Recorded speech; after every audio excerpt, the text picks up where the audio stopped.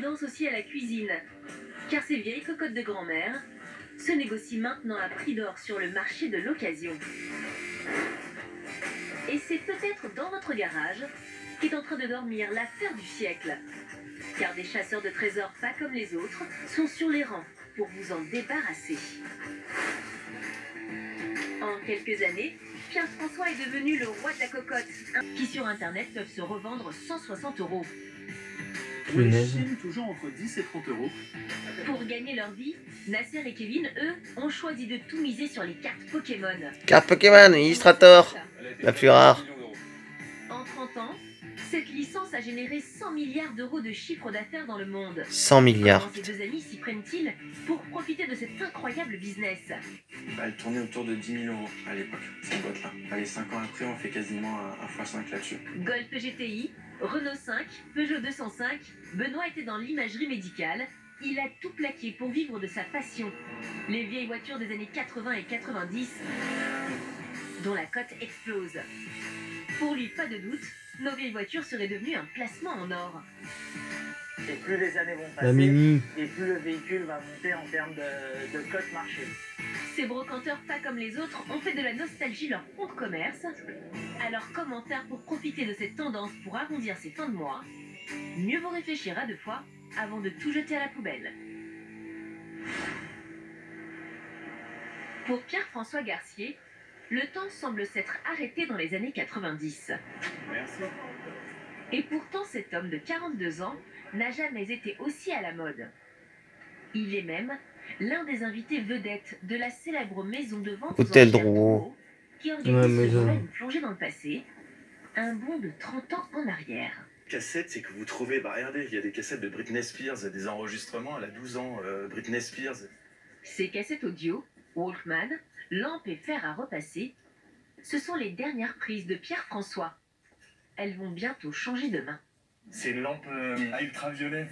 Donc ça, on achetait ça pour les rhumatismes. Donc là, on voit sur la photo, il y a même la boîte là. Donc on disait, il faut se mettre une heure par jour à l'ultraviolet. Que Je charge pense que c'est complètement interdit de se mettre à l'ultraviolet dans son salon.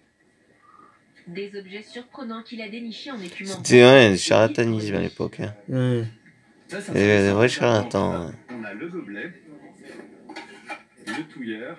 Mais ça plaît vraiment. Ah bah, si ça se retrouve à Drouot en vente aux enchères. Ouais, moi j'aime mieux tout ce qui est moderne maintenant. Ça, c'est les poubelles. Les années 70, ça revient à la mode. Par Hein. Roger Talon. C'était sur le côté, comme ça, où il y avait le truc.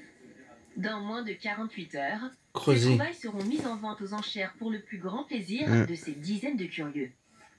Bah voilà. C'est la même. C'est bien la même, madame? Oui, oui, oui. C'est pas vrai. Si, celle-là. Voilà, Et en rouge, je crois. Oui. Vous ne saviez pas que ça allait prendre de la valeur?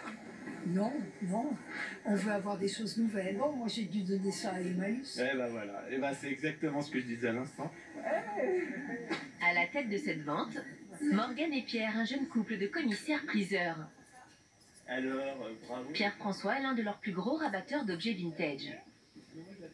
Ah, peut-être, pour un petit plaisir, pour un petit moment de nostalgie, je vais remettre une cassette, je vais réécouter ça avec mon petit casque et je retourne en enfance. Au total, Ouais. ils vont être plus de 700 sur place, au téléphone ou sur Internet, à se disputer les 293 articles mis en vente. Bonjour à tous, bienvenue. Même si ça fait 20 ans que je viens tous les jours à Drouot, chaque fois il y a l'adrénaline des enchères. On va commencer la vente. On débute à 30. Y a-t-il preneur à 30? Allez, à 30 €. À 30 pour tous les Walkman. L'ambiance est plutôt timide. Apparemment, les Walkman n'intéressent pas grand monde.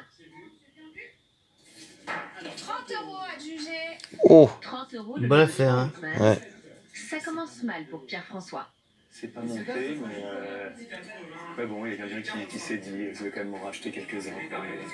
Sa poubelle de train corail aura peut-être plus de succès. À juger 50.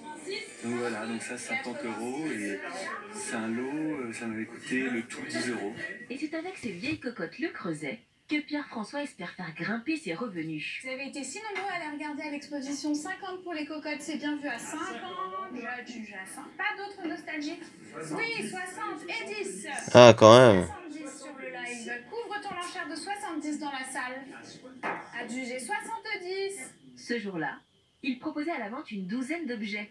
Achetés pour 150 €, ils vont finalement lui rapporter 20 fois plus. On se mis bout à bout 1000 € de petits objets et puis les lithographies là sont bien vendues, donc on va gagner facilement 2000 €, je pense, en 2000-2500 €.